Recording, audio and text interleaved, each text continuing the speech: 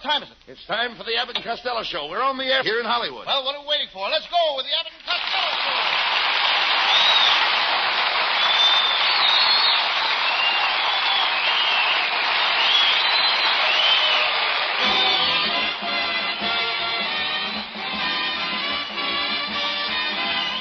Yes, it's the Abbott and Costello Show, produced and transcribed in Hollywood for your listening and laughing pleasure. Chuckles with a carload and music by Matty Malnick.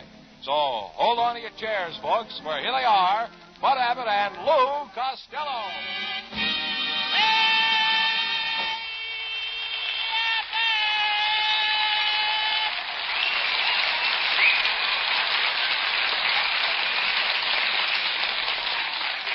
Yeah, please. All right. Stop that racket. Where have you been? Stop the racket. Where have I been? Yeah. Uncle Mike just bought a new house. I went out to see it. How far is it from here? 15 minutes by automobile and 5 minutes if you walk. Wait a minute. How can it be faster if you walk? When you're walking, you pass a skunk farm. Must be a lovely place. The way it's laid out. If you want to go into the kitchen, you go through the dining room, through the maid's room. If you want to go to the master bedroom, you go through the living room, through the maid's room. And if you want to go to the patio, you go through the den, then through the maid's room. Oh, wait a minute. Why do you keep going through the maid's room? Silly boy. Will you please talk, Says? Tell me more about Uncle Mike's place. Oh, I will. Well, he ran out of water out of the swimming pool, and he filled it with peroxide. He filled the pool with peroxide? Yeah. What for? He's nuts about blondes.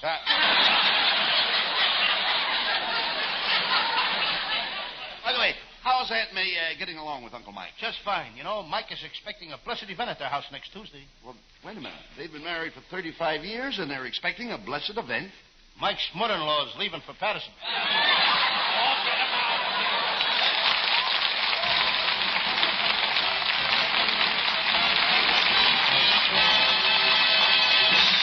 Well, there's a sample of the high-grade nonsense you'll be hearing for the next half hour. But before we get back to it, listen to this.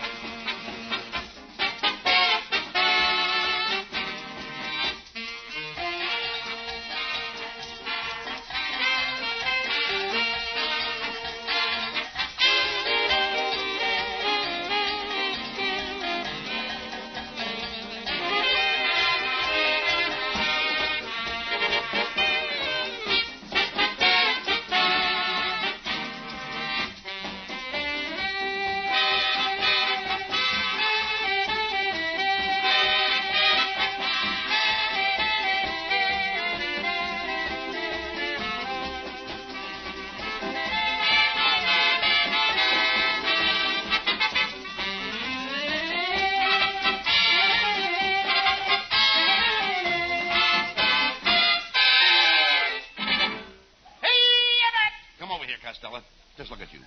You've got big circles under your eyes, and you look terrible, Lou. I can't help it, Abbott.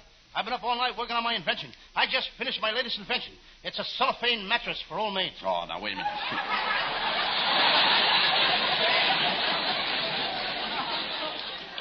Yeah, but what good would a cellophane mattress be to an old maid, Lou? Well, she could look under the bed to see if there's a guy under there without getting up. Yeah, but no, you and your inventions, you're wasting your time. I think you got something there. But really, I'm not. Get a load of this invention. My sister and I, we're working on it now. We're crossing a roll of pink ribbon with a rubber plant. What for? So we can raise ladies' garters. When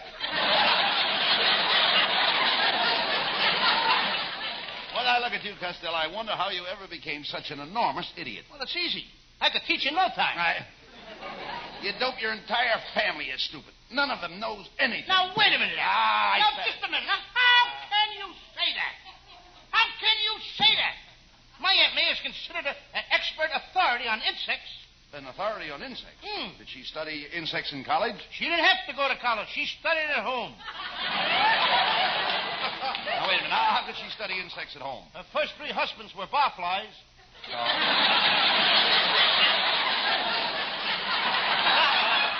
Are you still living with your Aunt May and Uncle Mike? No, I decided I wanted a nice place to stay, so I reserved a room at the YWCA. You idiot. The YWCA is full of girls. Isn't that a nice place to stay? So, you like girls, I gather. I like girls anybody gathers. You idiot. All you think of is girls. Am I tempted by girls? No. When a girl flirts with me, do I flirt back? No. Why, I could go out with a different girl every night, but do I do it? No. Look, Abbott, all the little kiddies are asleep now. Let's tell them the right answers. Help! Help! Please, somebody help me! Somebody's gotta help me! Who was that? I don't know, but he came in twice.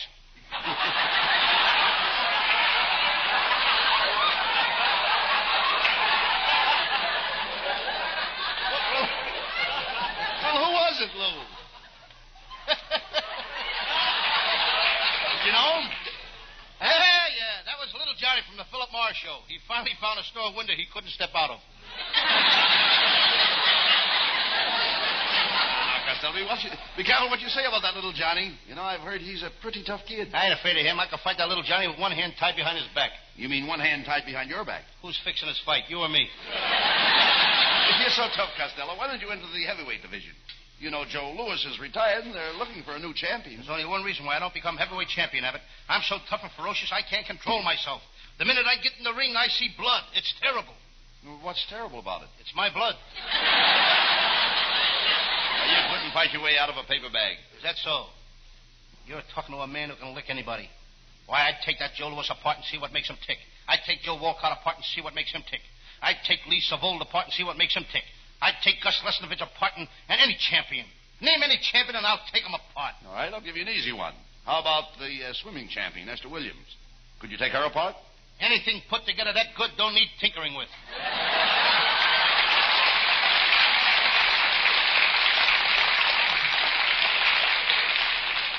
Costello, you're Yes? a moronic, silly nincompoop. Thank you, Abbott, and remember, I'm not one of those phony jerks. I'm the real thing. Costello, you're hopeless. No wonder you have no friends. Why, even Susan Miller won't talk to you anymore. And do you know why? Why? Because you don't know how to treat a girl. Then why are certain types of women crazy about me? What kind of women are crazy about you? Crazy women? All right, Costello, let's see what you know about women. Let's say we're in the Palladium Dance Hall. Now, I'm a girl. Now, you walk up to me and you ask me for a dance. What's your name? Oh, what's the difference? What difference does that You don't make? expect me to dance with a girl I don't know, do Now, you? listen. All right, my name is Louise. Is that all right? How come you picked Louise? What's the difference? Any girl's name. Louise. Now, go ahead and ask me to dance. Louise, would you like to sit this out? Sit it out. Why don't you ask me to dance? You don't think I'm going to get out there on the floor in front of all those people with an ugly-looking tomato like you? Come in.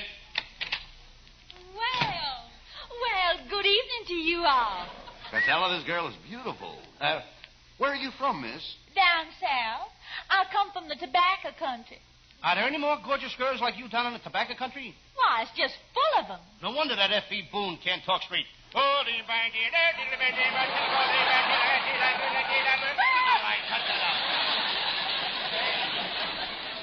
Cut that out, Ed. My, miss, you're pretty. What's your name?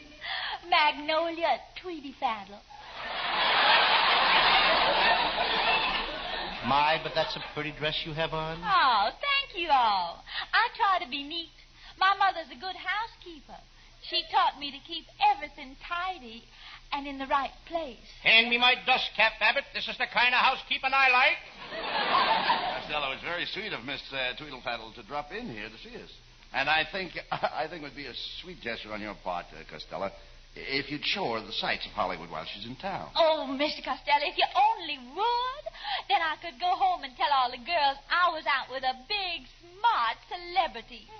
If you do that for me, I'll give you anything you want. Anything? Anything. Now, what do you want? Could I have a pool cue with my own initials on it? You idiot. A kiss would be ample reward for a beautiful girl like that, Lou. Yes. Come here, Mr. Costello, and I'll give you a real southern kiss.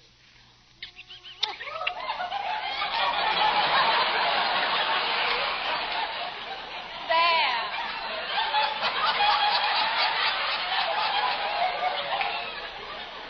That's the way we kiss down south. Now I know why General Sherman marched to the sea. He had to go down there to cool off.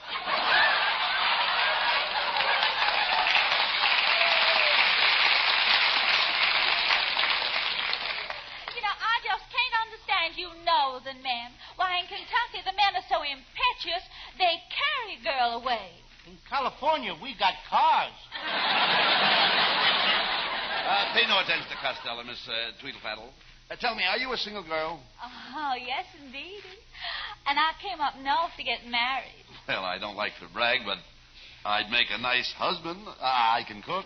And what's the matter with me? I can sew. And I can do housework and wash dishes. And I know how to take care of babies and do the washing. Well, congratulations. I hope you two will be very happy together. Goodbye, you all.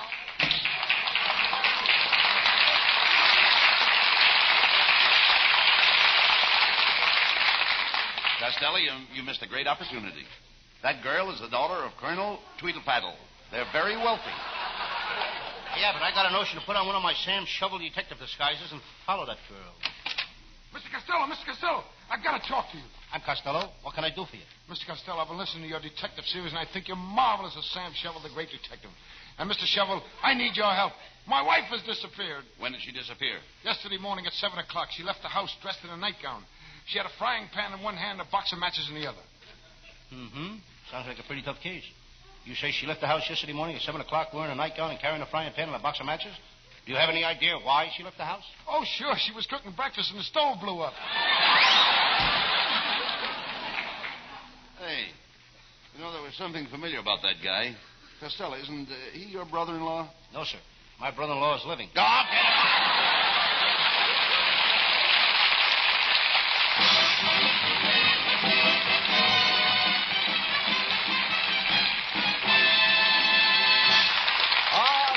get him! But before it gets too thick, let's interrupt it for another reminder on a serious subject.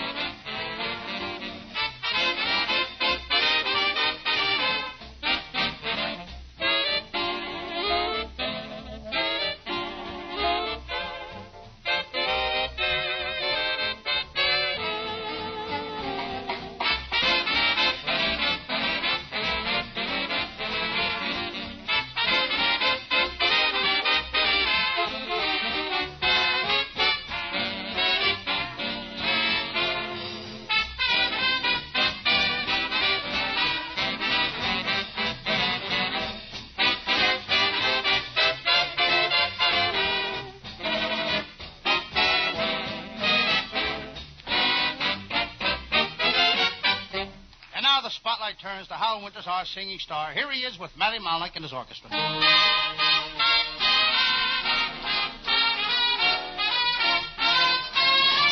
Somebody's lying when she says, I don't care. Somebody's lying and she's not playing fair. Somebody's lying when she says that I'm untrue. You know I'll never love no one but you. Somebody's hoping we'll break up someday, waiting and hoping you'll send me away. Don't you believe what someone else is saying? Somebody's lying, sweetheart.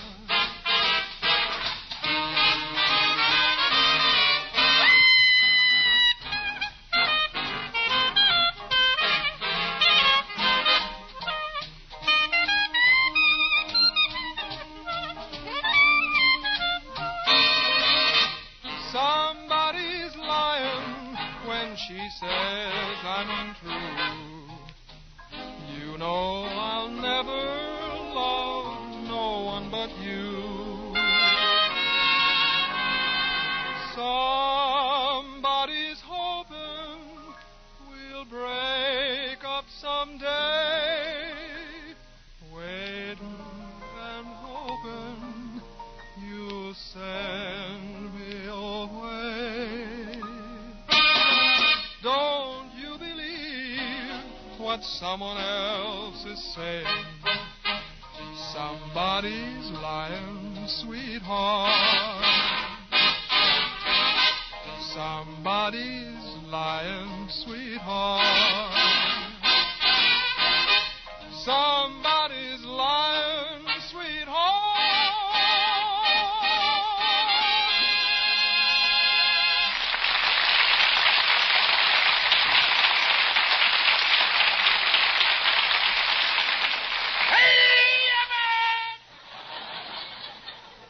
You know, it looks like you'll have to get some new girls, Lou.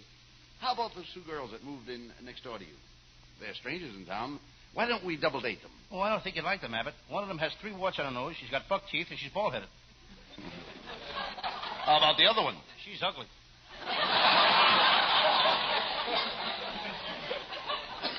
Costello, you've got about as much chance of getting a girl as Laurel and Hardy. They married? Married? They're not married to each other. They're partners, just like Sears and Roebuck. Sears and Roebuck. Ain't they married either? Of course not. Ain't that a shame, with all that nice furniture they got, too? Where were you last night? Well, I had a date with our secretary, Viola Vaughn. She took me to the Palladium, and she wouldn't dance with me. Then she took me out to the house of Murphy for dinner, but she wouldn't eat with me. Well, if she wouldn't dance or eat with you, what did she take you for? $35. Throwing your money around like that.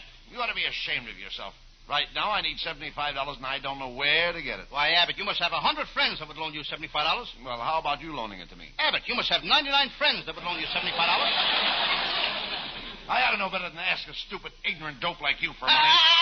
Just a second now. Just a second. Don't call me stupid and ignorant. I'm a college man. For years, I went to Stanford University in the morning and UCLA in the afternoons.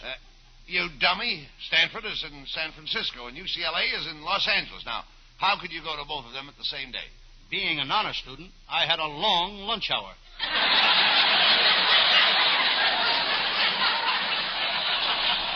Honor student. How did you ever get to be an honor student? Well, I took the brain of a monkey and I put it in the head of a man. And today that man is alive and can talk. What does he say? Hey,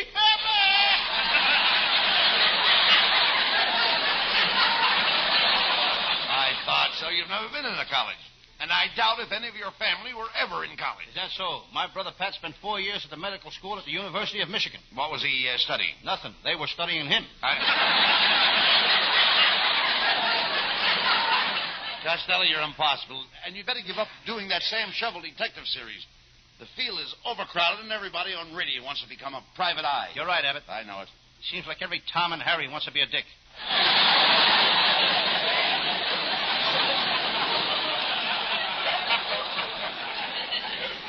Thank you, Nita. That ain't going to stop me, Abbott. Tonight I'm going to do one of my most famous cases. I call it Murder in a Butcher Shop, or have you seen those prices lately?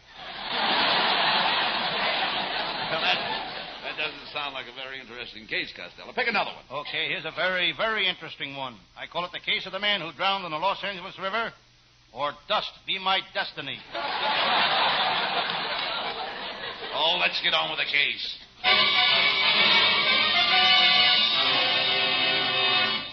And now, the makers of Sludge Motor Oil present The Adventures of Sam Shovel, Private Detective. But first, a word about our product. Motorists, have you been changing your oil every month? Switch to Sludge. When you use Sludge, you never have to change oil. Of course, every 6 months you'll have to get a new car.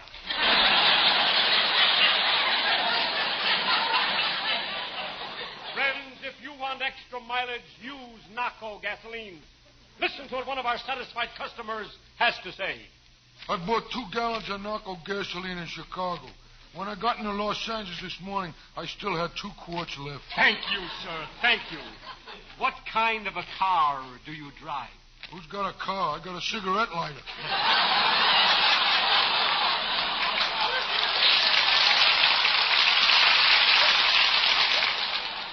Now for the further adventures of Sam Shovel, Private Detective. Yes. I'm Sam Shovel, Private Detective.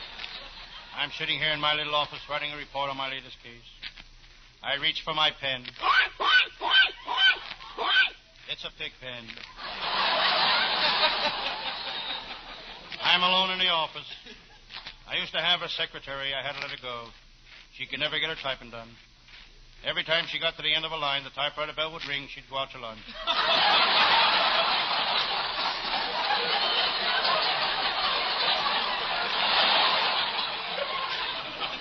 I'm getting sick of this detective business.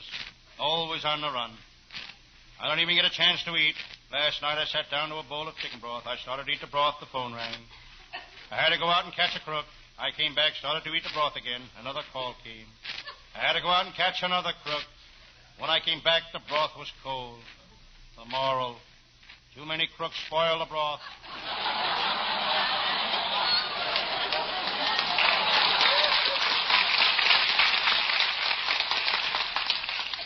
Suddenly I hear a woman scream.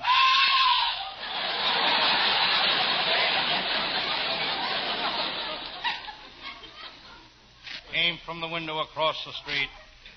I can't see who it is. I reach for my opera glasses. They're gone. Must have gone to the opera again. I turn to my file. There on top is one of my most famous cases. The case of the Lady Bluebeard. I don't know why they call her the Lady Bluebeard. She never killed anybody. Maybe it was because she had a blue beard.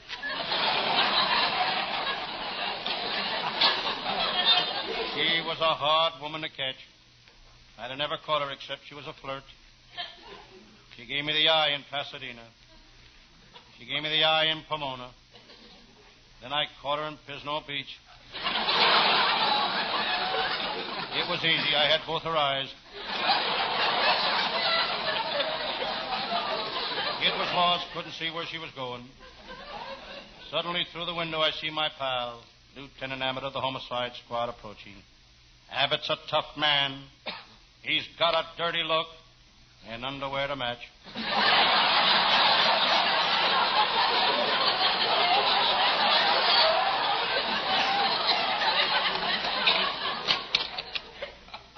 Hello, Sam Shovel.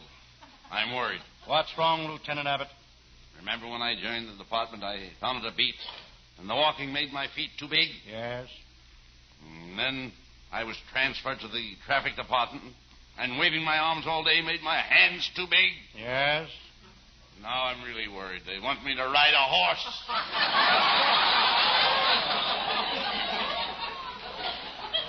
I looked at Lieutenant Abbott. What a clever policeman. He's got a trigger mind, and he ought to give it back to Trigger.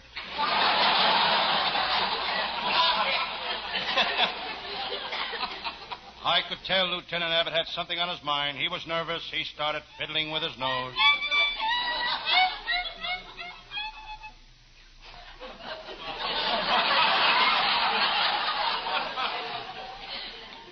Lieutenant Abbott had a tough day at headquarters.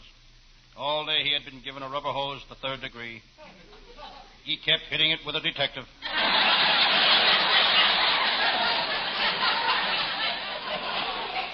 Sam, you can help me. You've got friends in the department. You've got plenty of drag. What makes you think I've got drag? Turn around, Sam, and see what you're dragging.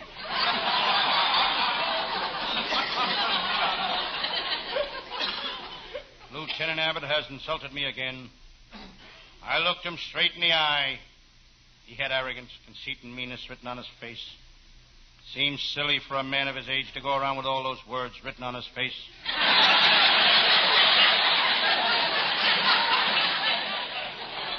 Sam, it's very warm in here. Why don't you open that door that leads to the balcony? I can't. I haven't got a key, and I don't know how to open it. Why don't you use your head? I don't think my head will fit in the keyhole.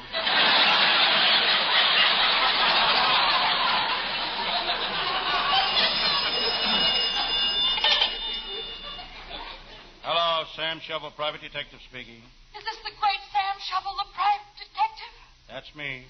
Sam, you've got to help me. What's the matter? There are 5 tough bugs with guns and clubs trying to break in here and kill me. Come right over. I can't hear you. There are 5 tough guys with guns and clubs trying to kill me. Come right over. I can't hear you.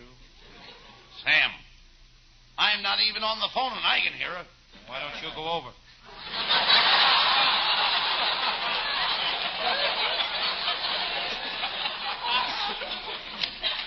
All right, you two guys, put up your hands.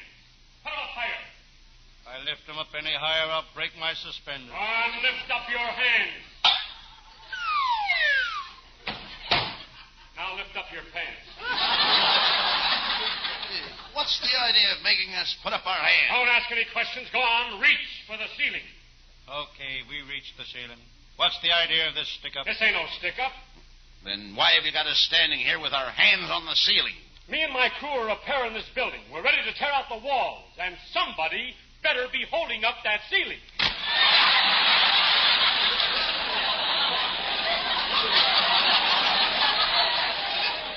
Lieutenant Abbott, this seems kind of silly. You and me standing here, holding up the ceiling. Yes, Sam. It's probably something the writers thought up because they were stuck for a finish. It's ridiculous. Let's put our hands down.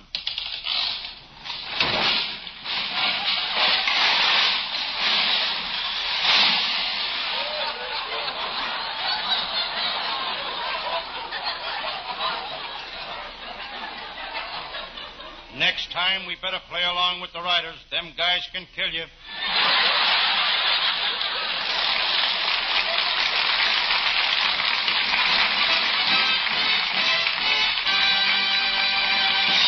Don't go away, folks. Our madmen aren't through with you yet.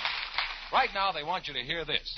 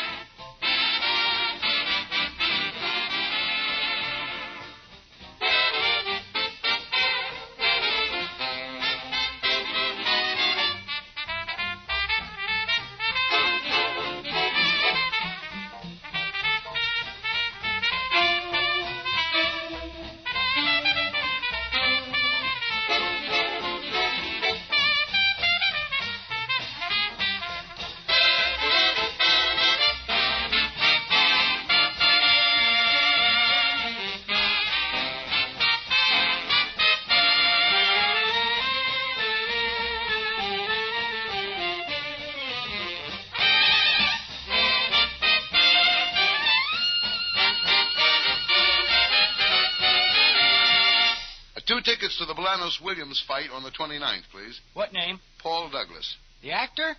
That's what it says in my contract. Well, thought you'd be in St. Louis on the 26th for the opening of It Happens Every Spring. Well, I'll be there, but I'm flying back for this great champ battle.